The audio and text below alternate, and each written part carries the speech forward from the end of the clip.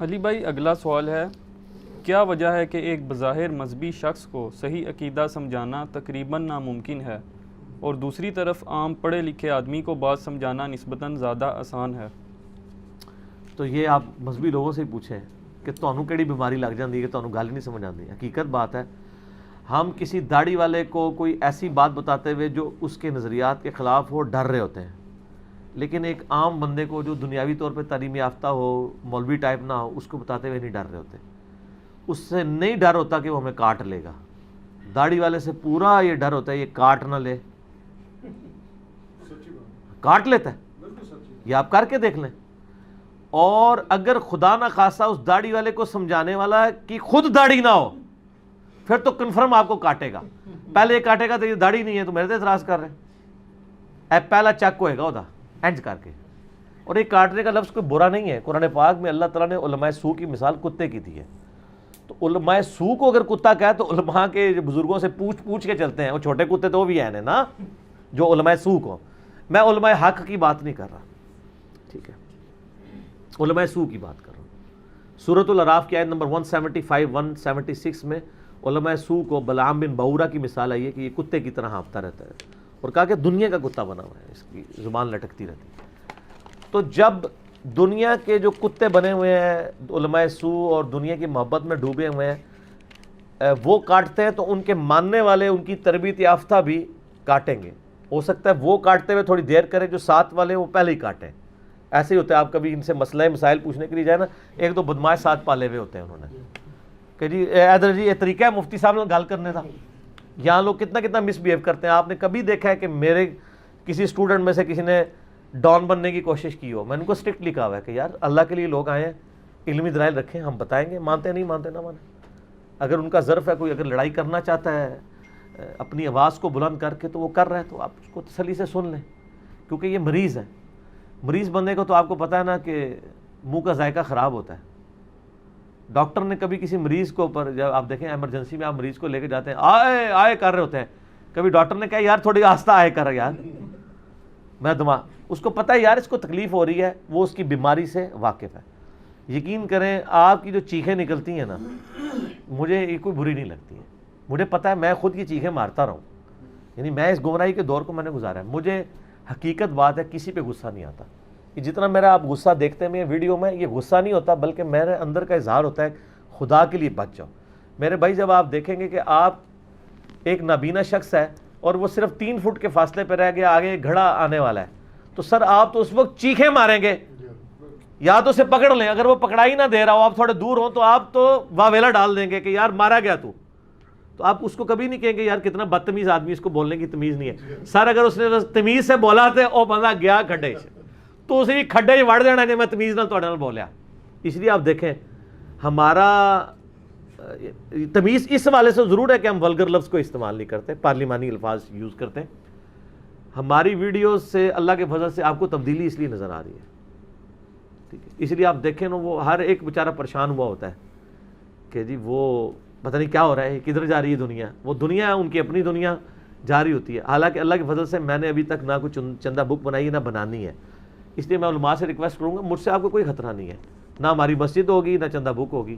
چندے بھی آپ کو، نمازیں بھی آپ کے پیچھے، لیکن کم از کم آپ دنیا ہماری جو لے رہے ہیں آخرت تو ہمیں رہنے دینا ہمارے پاس. ہم اب آپ کے پیچھے دنیا تو برباد کر چکے ہیں کہ سب کچھ آپ کو دے دیا، ہم سے آخرت تو نہ چھینیں. دنیا ہم سے لے لیں، چندے بھی آپ کو دیں گے، قربانی کی کھالیں بھی دیں گے، نمازیں بھی آپ کے پیچھے پڑھیں گے، چاہے آپ 120 کی رفتار سے نمازیں پڑھا رہے ہوں، ہم بھی تیزی سورہ فاتحہ پڑھ ہی لیں گے طریقے سے. لیکن آپ ہم سے آخرت تو نہ چھینیں کہ ہم آپ کے بزرگوں کے پیچھے اپنے عقیدے خراب کر لیں. یہ حقیقت بات ہے کہ ایک مذہبی بندے کو سمجھانا آلموسٹ ناممکن ہے. کتا بن کے پڑ جائے گا آپ کو. اس کی بنسبت اگر عام ایک دنیا دار بندہ ہے، اس کو آپ کو بات بتائیں گے، اس لیے کہ اس کی نیچر پرورٹڈ نہیں ہوئی ہے. مذہبی بندے کی نیچر ہوئی ہوتی ہے پرورٹڈ. وہ ایک خاص سانچے میں اس کا مینٹل ماڈل بن چکا ہے، اس لیے وہ آپ کو کاٹ لیتا ہے آگے سے. اس کی تربیت یہ ہوئی ہے کاٹ لینا ہے اور کچھ نہیں. تو آخری حال یہی ہے کہ آپ کو تمیز ہی نہیں بات کرنے کی. یہ طریقہ ہے بات کرنے کا، یہ آخری حل موجود ہوتا ہے. تو وہ اس لیے کاٹتے ہیں کہ وہ ان کے فرقے کے خلاف ہے.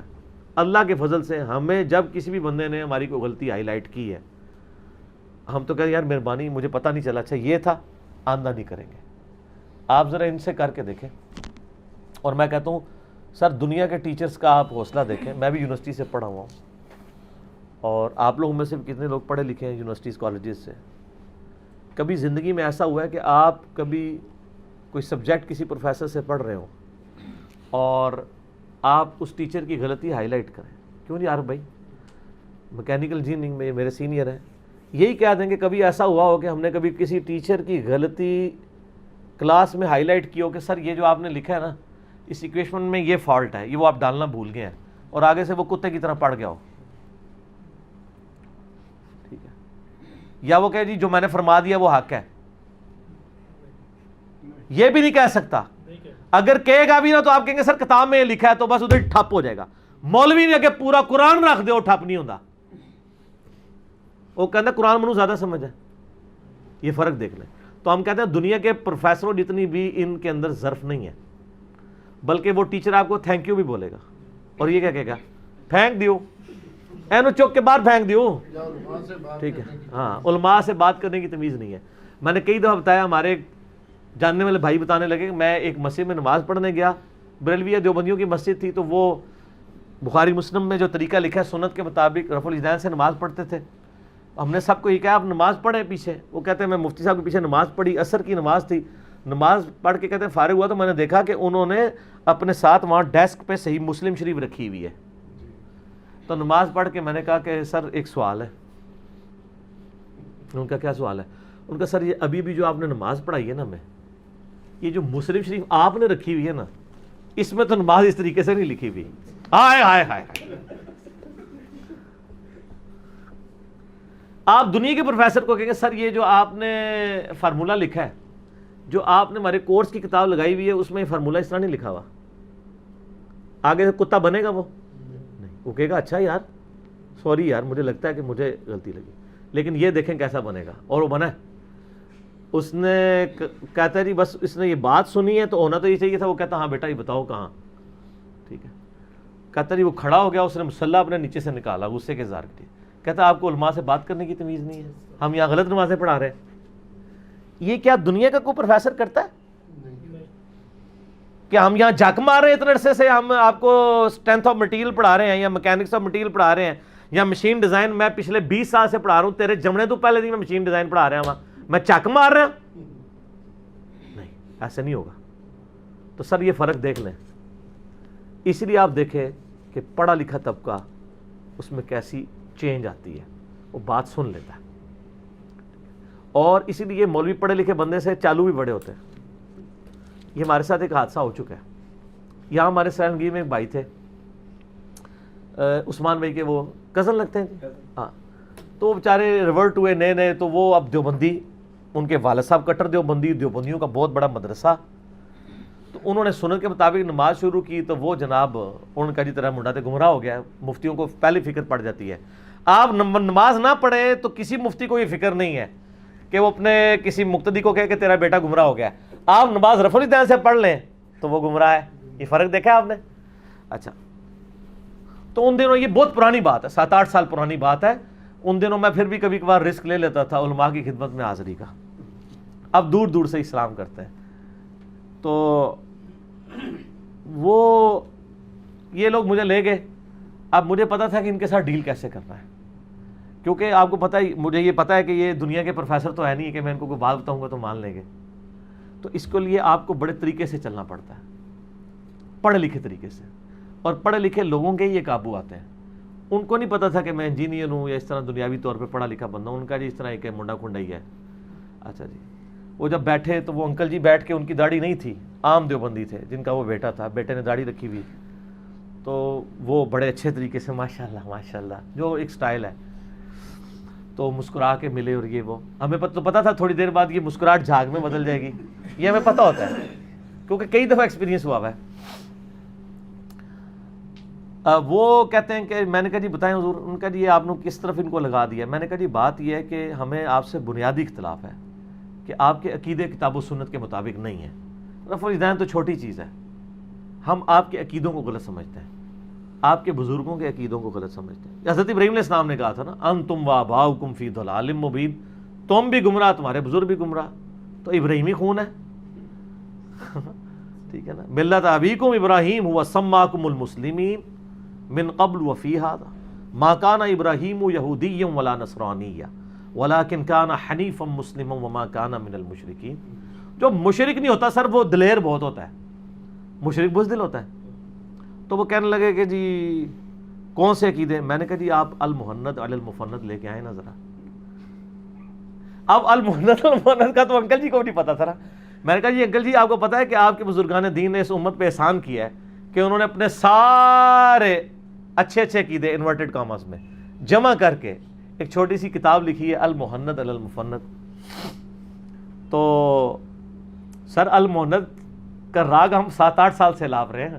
اب تو خیر بچہ کہہ رہا ہے, اب تو المحند ختم ہو گیا, المحندس علی المفند, مفندین آ چکی ہے, ایک انجینئر اتنے پاگلوں پر. اچھا وہ کہنے لگا جی وہ کیوں لے کے, میں نے کہا آپ کے پڑھیے, کہتے ہیں ہاں پڑھیے. میں نے کہا آپ لائیں ذرا, میں اس میں بتاتا ہوں. وہ عقیدے تو یہ انکل جی ماننے کے لیے تیار نہیں ہوں گے جو آپ سے مناظرے کے لیے ہمیں لے کے آئے ہیں. آپ ان کے بھی آپ مناظرے یہ بھی نہیں مانیں گے. تو میں نے کہا آپ وہ المحند لے کے آئیں. تو وہ کہتا ہے کہ جی آپ بتائیں کیا مسئلہ ہے. مجھے پتا تھا, میں نے اس کو بتایا یہ تو مطلب لڑے گا. میں نے نا پہلے انکل جی کو پکا کیا, جو دیوبندی انکل جی. میں نے کہا انکل جی مجھے بتائیں کہ آپ کا یہ عقیدہ ہے کہ نبی علیہ السلام کی قبر مبارک اللہ کے عرش سے, کرسی سے, خانہ کعبہ سے افضل ہے؟ کہتے ہیں استغفر اللہ, میرا تو یہ عقیدہ نہیں ہے. میں نے کہا جی یہ جو بزرگ ہے نا ان کا اور ان کے بزرگوں کا یہی عقیدہ ہے, المحند میں لکھا ہے, ان کو کہیں کتاب لے کے آئے. میں نے انکل جی کو فرنٹ پہ کیا, بس یہ بات کرنی تھی. تو میرے بزرگوں کے خلاف بولتا ہے, میرے بزرگوں کا ایک ایک لفظ ٹھیک لکھا ہوا ہے. میں نے کہا انکل جی ان کے بزرگوں کا جو ایک ایک لفظ ٹھیک ہے آپ اس سے ایگری کرتے ہیں؟ وہ کہتے ہیں نہیں یار میرا یہ عقیدہ نہیں ہے. میں نے کہا ہمارا ان سے یہ اختلاف تھا, اگر آپ کہتے ہیں ہم یہ والا عقیدہ رکھ لیں. کہتے ہیں نہیں یار یہ تو نہیں ٹھیک. میں نے کہا پھر اب کوئی, کہتے ہیں اب کوئی بحث کا فائدہ ہی نہیں ہے. اٹھ کے چلے گئے. اس کے بعد انہوں نے اپنے بچے کو کچھ نہیں کہا, کام ختم ہو گیا. ٹھیک ہے, تو یہ ہونا تو یہ چاہیے تھا کہ وہ کہتے ہیں کہ میں اپنے بزرگوں کا دفاع کرتا ہوں, قرآن کی فلاں آیت میں یہ بات لکھی ہے, حدیث میں لکھی ہوئی ہے. ان کو بھی پتہ تھا نہیں ہے. ٹھیک ہے نا جی. تو اس لیے پھر انہوں نے آخر میں ایک جملہ بولا کہ یہ لڑکا ہے کون ہے, تو انہوں نے بتایا یہ ایک انجینئر ہے اور اس طرح یہ.